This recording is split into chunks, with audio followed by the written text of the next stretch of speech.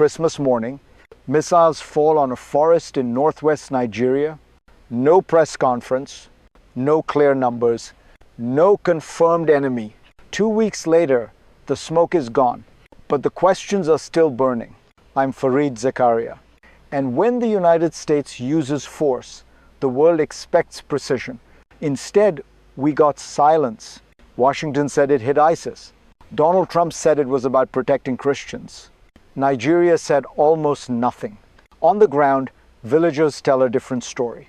Fighters escaping on motorcycles, missile debris landing far from any battlefield, a hotel damaged, workers injured. This is not just about one airstrike. This is about how power is used today. Fast, loud, symbolic, and dangerously unclear. If you want to understand how modern wars are fought and sold, stay with me. If these stories matter, share this video. Because before we debate success or failure, we must ask a simpler question. Who exactly was the United States really fighting? To understand this strike, we have to slow down the moment and separate claims from realities. The United States says it targeted Islamic State fighters, specifically camps in Sokoto state. Nigeria confirmed cooperation, but neither side has explained the results. The group at the center of this story is called Lakurawa. It is not Boko Haram. It is not widely known outside northwest Nigeria. It operates in rural, underdeveloped, and almost entirely Muslim areas near the Niger border. Lakurawa extorts local communities. It enforces a harsh version of Sharia law, lashes for listening to music, control through fear. What makes this confusing is scale. Most violence in this region is carried out by bandits, not jihadist groups. And very little is known about Lakurawa itself. Its size, its origins, even its ideological loyalty. Some say it is linked to Islamic State. Others say its members profess loyalty to al-Qaeda. Nothing is conclusively proven. So the real question is not just what was hit, it is why this group was chosen at all. And to answer that, we need to go back to how Lakurawa emerged in the first place. To understand Lakurawa, you have to understand the vacuum it was born into. Northwest Nigeria is poor, remote, undergoverned. For years, armed bandits terrorized villages, kidnappings, extortion, mass killings. The state was absent. So communities improvised. Around 2017, Lakurawa entered that gap. In some places, they were invited. Asked to protect villages from bandits, at first, they offered order. But order came with a price. They imposed a rigid version of Islam. Music was banned, punishments were public, authority became coercive. Slowly, protection turned into control, and control turned into violence.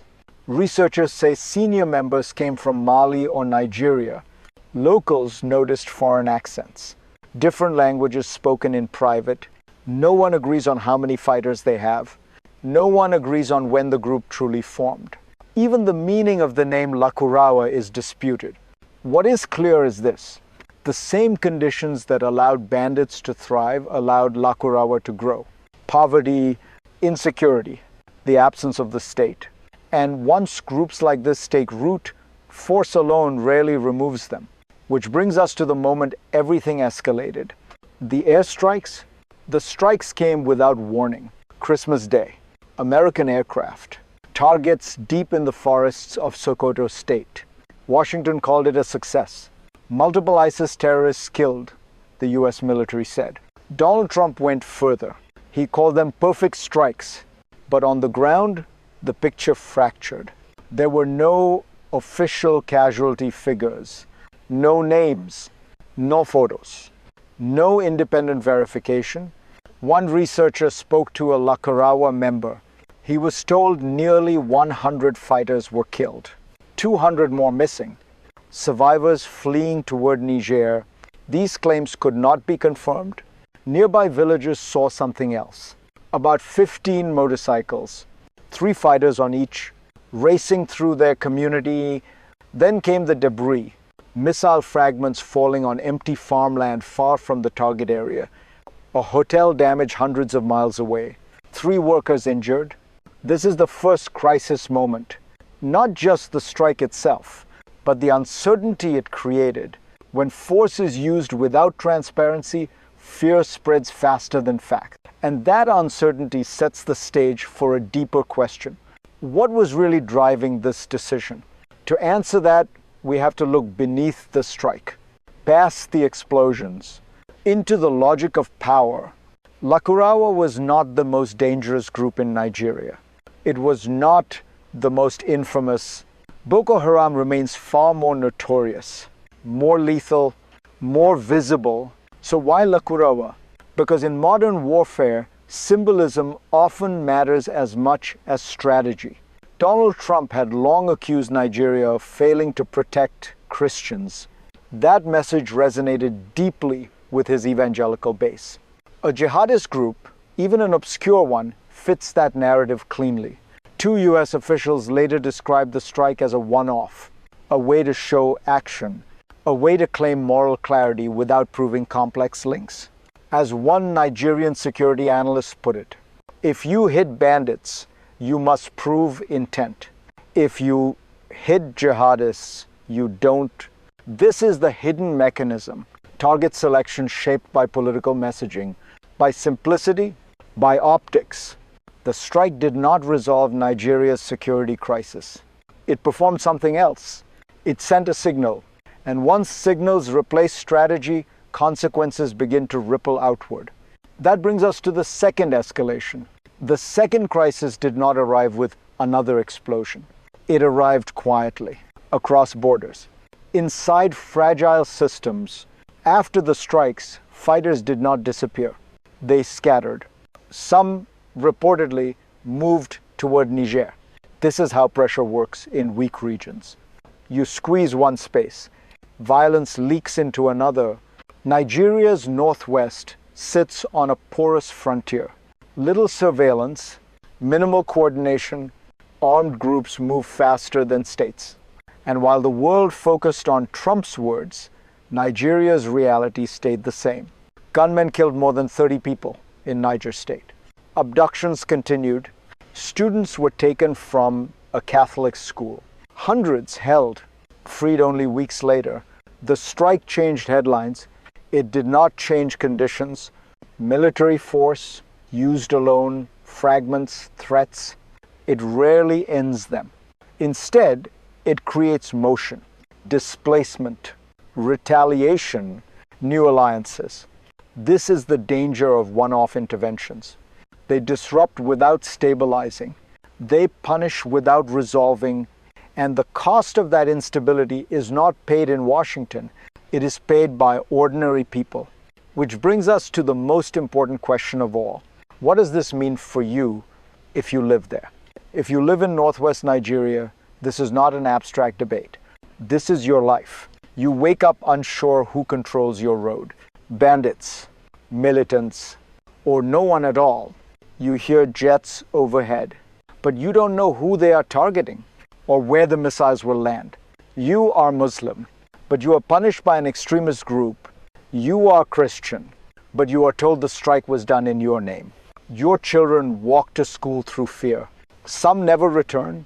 Some are taken, held for weeks, traumatized for life. When missiles fall, fighters move, but civilians stay. They absorb the shock, the uncertainty, the retaliation. This is the quiet cruelty of distant power. Decisions made far away, consequences lived locally. If you are watching this from elsewhere, pause, because this story is not about them. It is about what happens when force replaces governance. If this perspective matters to you, share it. Because these voices are rarely heard. And because what happens here does not stay here, the effects travel across borders, across regions, across the world. What happened in Sokoto does not exist in isolation.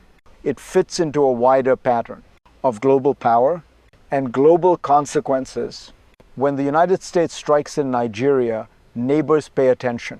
So do armed groups across the Sahel. They watch who is targeted and who is not. Pressure in one country pushes fighters into another. Nigeria into Niger. The Sahel into coastal West Africa. Instability moves like water. It finds the weakest point. This is already a fragile region. Coup, sanctions, shrinking trust in Western security partnerships.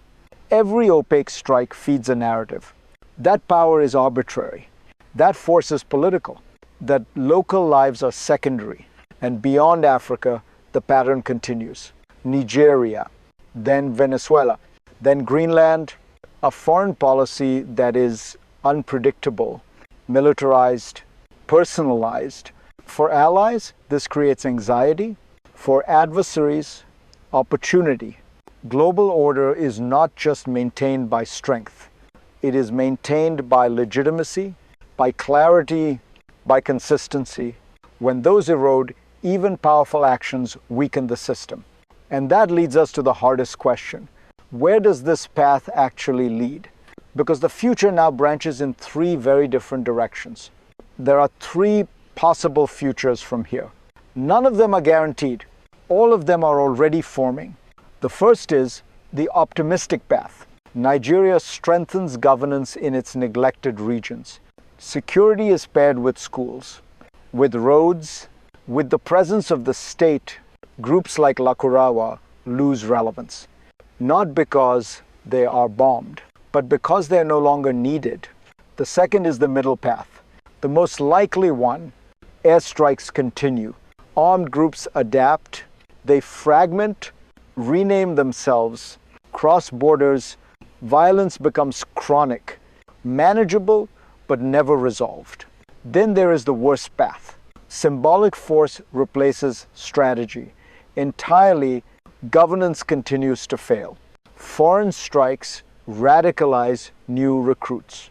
Extremism spreads quietly, horizontally, across the Sahel. In that future, no single group matters. Only the system does. A system where instability reproduces itself. History tells us this much. Terrorist groups are symptoms, not causes. You cannot bomb a vacuum. You can only fill it.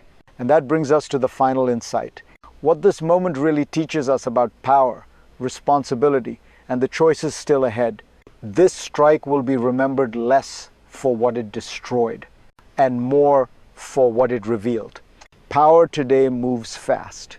Too fast for accountability. Too fast for understanding. I'm Fareed Zakaria, and here is the uncomfortable truth. Airstrikes can kill fighters. They cannot replace the state. They cannot build trust. They cannot govern forgotten places. What happened in Nigeria shows us a larger lesson. When politics drives targeting, clarity disappears. When symbolism replaces strategy, instability spreads. And when governance fails, violence keeps returning new name, same roots. The real battle is not in the forest of Sokoto. It is in schools that don't exist, roads that were never built, communities left alone for too long. If we want security, we must invest in presence, not just power. In legitimacy, not just force. If this analysis helped you see the world more clearly, share it. If you want to keep questioning how power is used in your name, stay with me. Because the next story will ask an even harder question. What happens when the world's strongest actors keep confusing action with answers?